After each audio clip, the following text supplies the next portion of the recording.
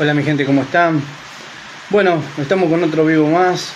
Este viernes, acá en Rosario lloviendo. Vamos a estar hablando, tratando de acotar lo que fue el grito de Alcorta. El grito de Alcorta fue una huelga general, se lo llamó así porque fue la unión de todos los trabajadores rurales que se cansaron de la explotación, el abuso, persecución y represión que sufrían, simplemente por reclamar derechos, de trabajar hora justa, de cobrar, de ser dueño de su propia plata. Porque ahora cuando empecemos a desarrollar un poquito van a ver por qué es esto también. El otro video hablamos sobre la forestal. Hoy nos vinimos al sur y vamos a estar con Alcorta. Para poder llegar a 1912, que es el famoso grito de Alcorta, vamos a irnos a 1850. 1850, en donde todavía estábamos en una formación a nivel país y provincial. Entonces, lo primero que se comienza a hacer es estudios de los diferentes terrenos que había para poder explotar. Entonces Urquiza, que estaba de la Confederación, decide traer europeos, tanto científicos como gente que estudiaba la tierra, el clima. Entonces, una vez que se empiezan a hacer todas estas evaluaciones, se empieza a ver de qué lugares eran propicios para trabajar los animales, para hacer siembra y todo eso, esos diferentes ramos, ¿no es cierto?, para poder llegar a explotar toda esa tierra que estaba inactiva, para decirlo de alguna manera. Entonces, acá estaba la dificultad y a su vez una consecuencia, que no se encontraba gente para trabajar, o sea, gente que ellos querían para que se trabaje, de la manera que ellos se trabajen. Entonces teníamos al indio, teníamos al gaucho y criollo. De esta manera se piensa en traer gente de Europa. Entonces acá nacen las empresas colonizadoras. Siempre yo he diferenciado en las charlas o presentaciones que hemos estado la diferencia entre el colonizador y el colono. Son dos personas diferentes. Las empresas colonizadoras fueron empresas que se crearon para poder traer gente de Europa a través de estudios. Siempre todo esto se hacían evaluaciones, se estudiaba todo muy bien para poder tratar de tener menor margen de error. Entonces las empresas empiezan a traer a partir de 1854 en adelante europeos para que trabajen acá. Ese comienzo, ese principio fue, como dije, estudio, se fue probando, gente que se llevaba a las ciudades, gente que iba a trabajar en el campo, diferentes ámbitos, y de esta manera empezó un desarrollo en el cual después viene otro oleaje de colonos, ya para 1880, llegando a fines del siglo XIX, se hace otro oleaje de colonos. En este punto es cuando ya el trabajo agroexportador ya estaba en movimiento, ¿no es cierto? Estábamos ubicados como agroexportador. Esto mismo que producía un gran movimiento de ingresos de capitales extranjeros, también traía grandes repercusiones para el que trabajaba la tierra, para todos esos colonos, esas diferentes colonias que estaban distribuidas. Había una gran complicación para eso.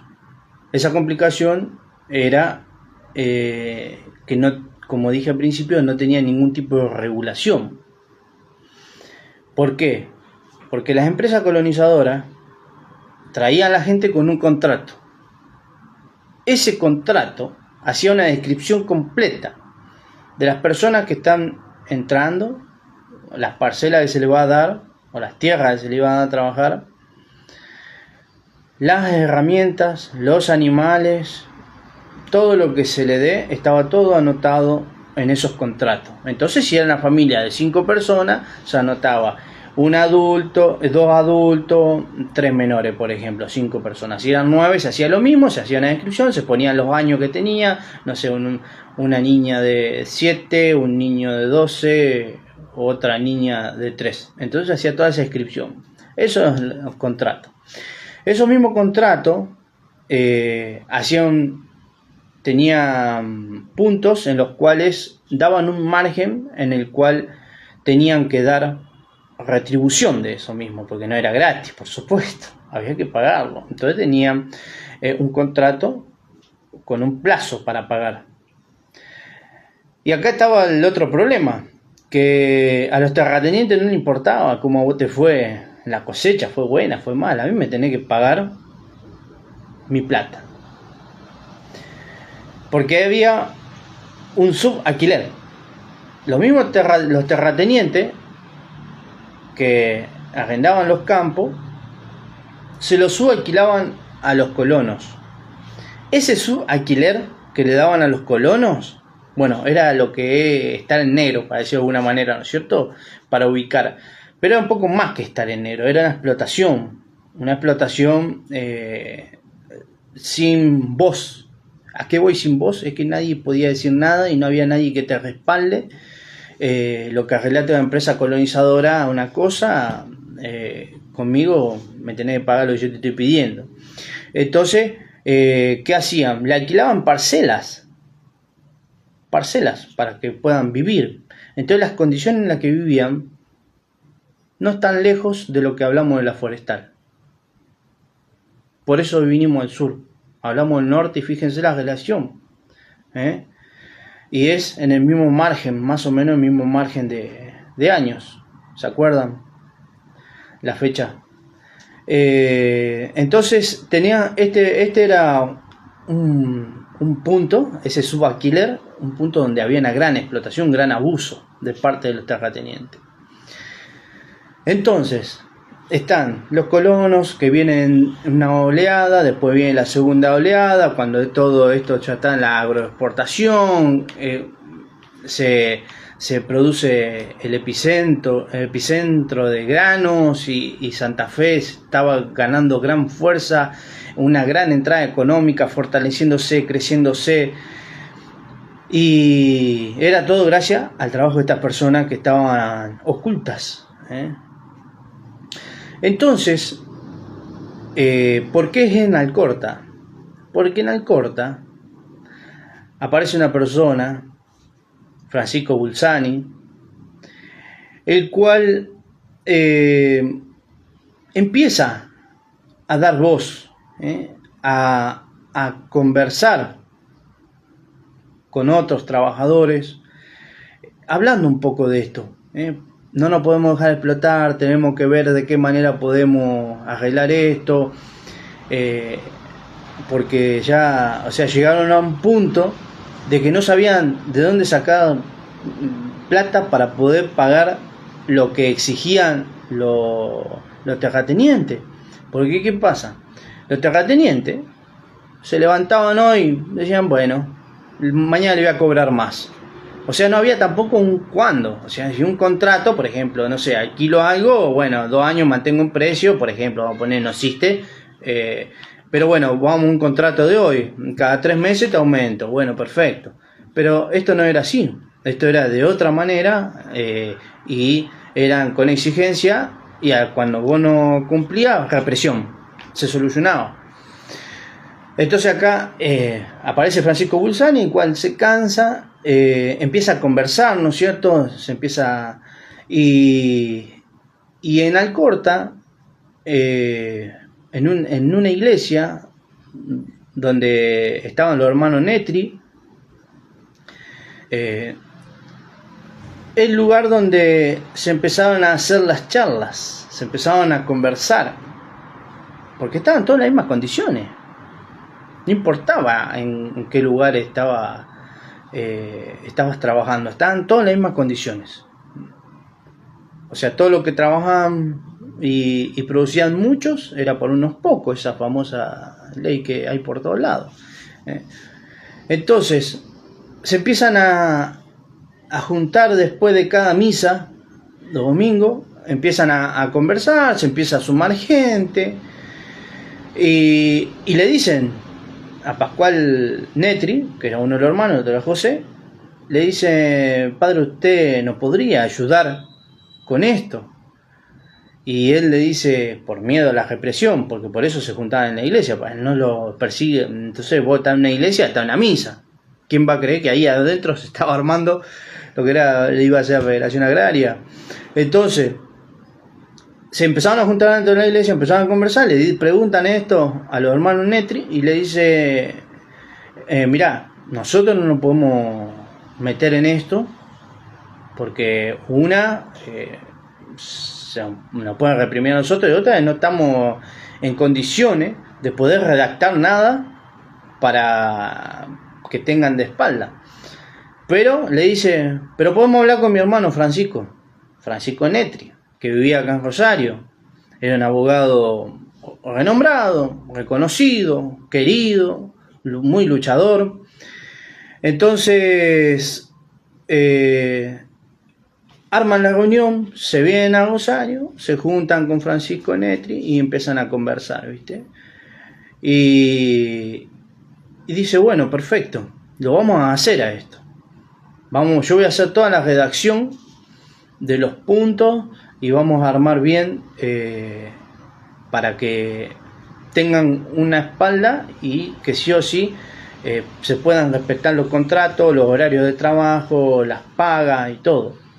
Porque está bien, esto igual que la forestal. ¿En qué sentido? En que toda la plata que ganaban la tenían que comprar a todos los negocios que sean de ahí del terrateniente donde están trabajando. O sea, no es que te podía ir, no sé, a otro lado a comprar. No, vos tenías que comprar. No. O sea, yo a vos te pago, pero me tenés que venir a comprar el negocio aquel que es mío también. O sea, la plata entraba así, no había... no había, a eso que decía bien, no había elección, no había forma de decir: bueno, a ver, quiero esto. No, ahí no había busca de precio tampoco, ahí era lo que te cobraba yo y como quería. Entonces hace la redacción Netri y dice: bueno, vamos a convocar, vamos a hacer una convocatoria porque necesitamos que estén todos los propietarios de los terrenos, de los campos, para que ellos, o sea, en una reunión tienen que estar todos de acuerdo, tiene que haber una votación, etcétera. Bueno, en esa reunión no fue ningún representante, no fue ningún terrateniente, o sea, no fue nadie, fueron todos los trabajadores. Y Netri habla, empieza a redactar, empieza a leer y cada uno de los puntos. Y bueno, por supuesto que he aprobado por todos, y ya nace el respaldo de los trabajadores agrarios. De esa manera, para los terratenientes, ¿no es cierto?, todos esos que estaban muy cómodos en sus sillones, no les dio interés, porque salió en los diarios, lo leyeron todos, viste que hubo una congregación y una una vez que pasa eso, como dije, los terratenientes, los propietarios no le dieron pie, viste, dijeron: esto debe ser como una picazón, se va a pasar. Como no hubo respuesta y siguió avanzando Netri, llegaron a la huelga, entran en una huelga. Esta huelga dura 40 días. Luego de estos 40 días, un terrateniente llamado Vigan, como la localidad de Vigan, cerca, decide ceder. ¿Viste? Cede. Todos los otros estaban totalmente de acuerdo. Otro terrateniente, ¿cómo va a ceder vos? Él cedió, organizaron, dijeron, bueno, vamos a parar esto, porque necesitaban que vuelvan a trabajar. Entonces esa huelga de 40 días, que encima se expandió, porque esto se fue para Buenos Aires, se fue para Córdoba, toda la noticia de que iba a haber una huelga general, que fue lo que pasó. Y todo esto hecho, todo este movimiento que pasa, la gota que rebalsó el vaso fue en 1911, porque esto pasa en 1912, pero en 1911 es cuando rebalsa. ¿Por qué? Porque fue una cosecha muy mala, vinieron las langostas, se comieron todo, o sea, por más mala que sea, se la comieron todo, y vinieron los aumentos de lo que debían pagarle a los terratenientes. Entonces, ese fue el punto, y bueno, en 1912, en el verano, se empieza a mover todo esto, y bueno, se llega a lograr que se conforme y la Federación Agraria, y bueno, de esa manera ya había un respaldo, ya no era una noticia simplemente, y no tuvieron opción los terratenientes que ceder. Ceden, por supuesto, pero ese ceder no va a ser totalmente tranquilo y decir, bueno, pasó, no, sino que hubo represión, como hablamos en la forestal. Entonces se arman diferentes compañías para el que levantaba la mano le bajaban la caña enseguida. Entonces de esta manera se empezó a perseguir también, y bueno, y empezaron a haber esos subalquileres que yo le decía hoy. Hubo cosas que no se escondían, que no se veían, y la hacían a escondidas, e iban descubriendo, e iban trabajándolo, y seguían tratando de mantener esos negocios para sacar un manguito más, para hacer un aumento más. Pero ¿qué pasa?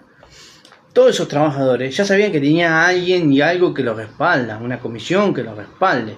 Entonces de esa manera ellos protestaban, decían, yo no, te voy a pagar lo que digamos, pero no. Entonces tenían por lo menos esa herramienta de imponerse, pero porque tenés que tener espalda. Si no tenés espalda no te podés imponer, o sea, te va a imponer, pero ¿cuánto va a durar?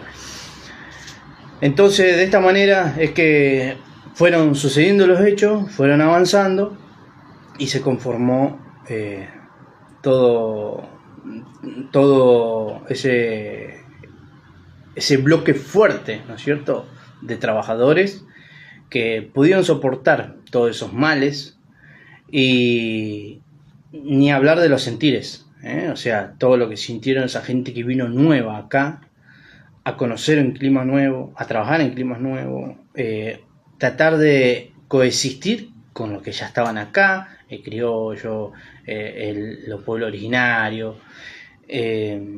a coexistir entre colonias.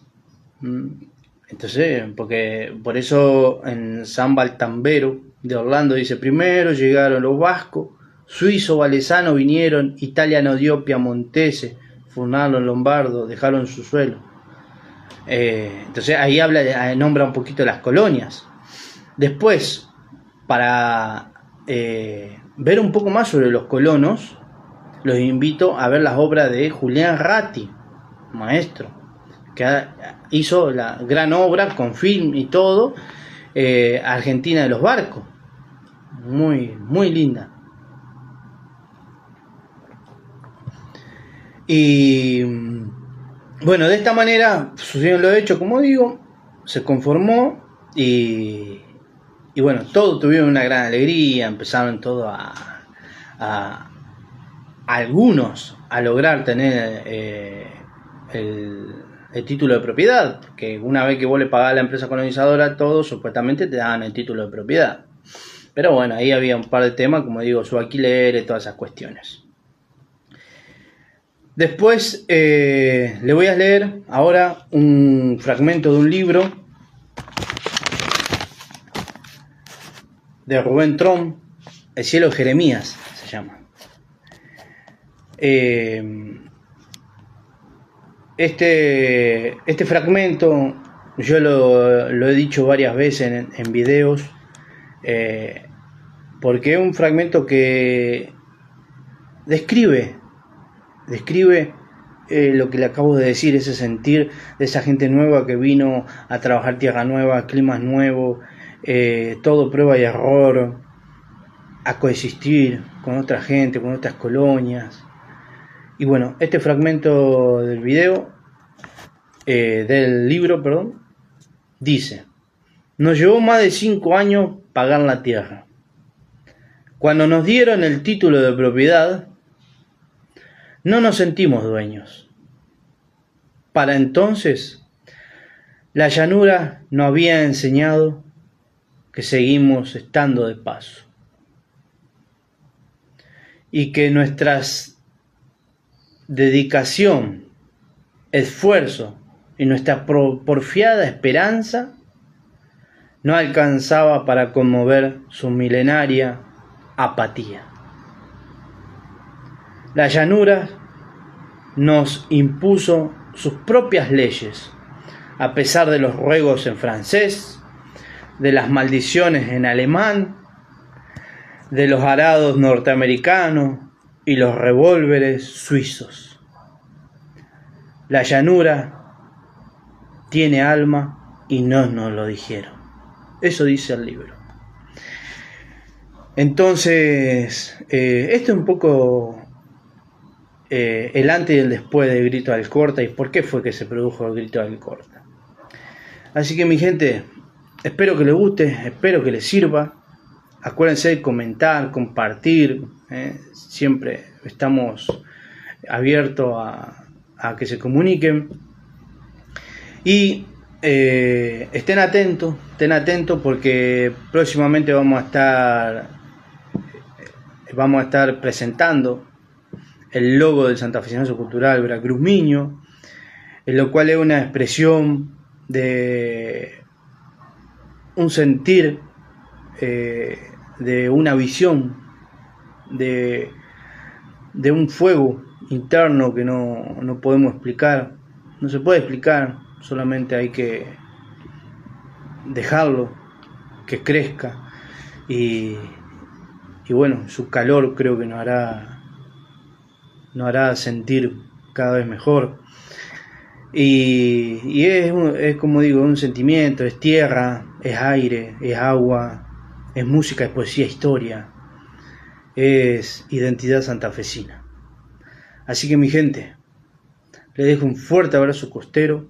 Nos vemos dentro de 15 días, donde vendremos para el lado de el agua. Vamos a hablar un poco sobre el río. Un fuerte abrazo costero. Alejandro Gamarra, de la ciudad de Rosario, Santa Fe.